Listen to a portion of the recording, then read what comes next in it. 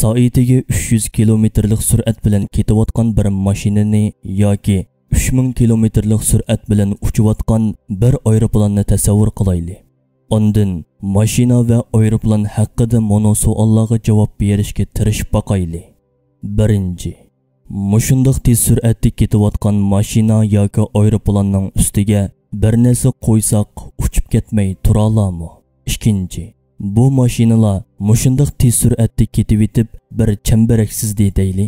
Masalan, bir mashina bir do'qmushdan aylansa va bir vaqtda yana bir qancha mashina yonma-yon turib mushundoq harakatni ishlasa, ular o'z liniyalaridan chiqib ketmay va bir-biriga so'qilib ketmay mazkur harakatni bexatar tamomlay oladimi?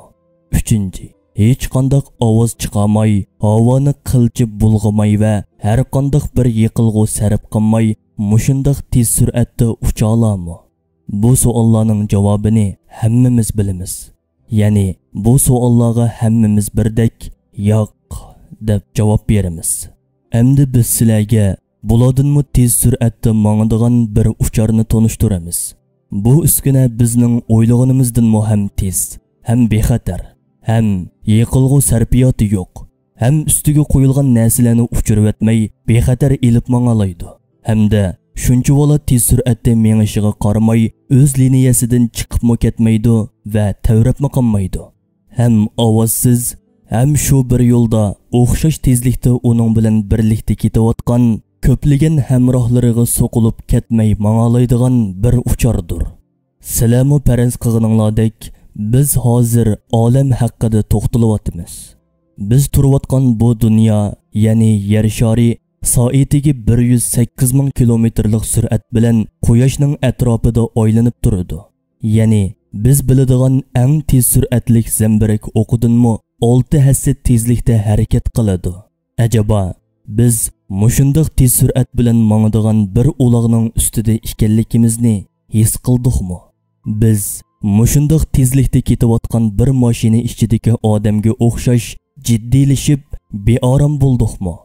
Yoki atrofimizdagilar chechilib ketamdi va yoki dunyoning mushundoq tez sur'atidan chiqqan ovozdan beorom bo'layotamdiq? Albatta undoq emas.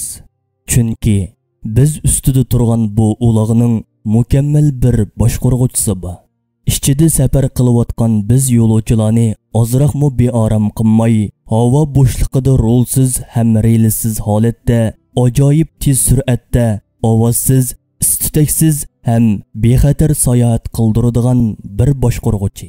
Bu boshqaruvchi atomning atrofidagi elektronlarni qandoq qonuniyat bilan boshqarayotgan bo'lsa, dunyonimi, yulduzlarnimi o'xshash shaklda, o'xshash sistemada kam kutsiz idora qilib turayotgan qayyum sifatlik Rabbimizdir. Yer sharini biz uchun bexatar uloq qilib yaratib, ichida biz ehtiyojliq bo'lgan barliq lozimatliklarni kam kutsiz bir shaklda operida qilgan Rabbimizga, u yaratgan va idora qilib turayotgan maxluqot va mavjudotlarning sonicha hamdu sanolar bo'lsin.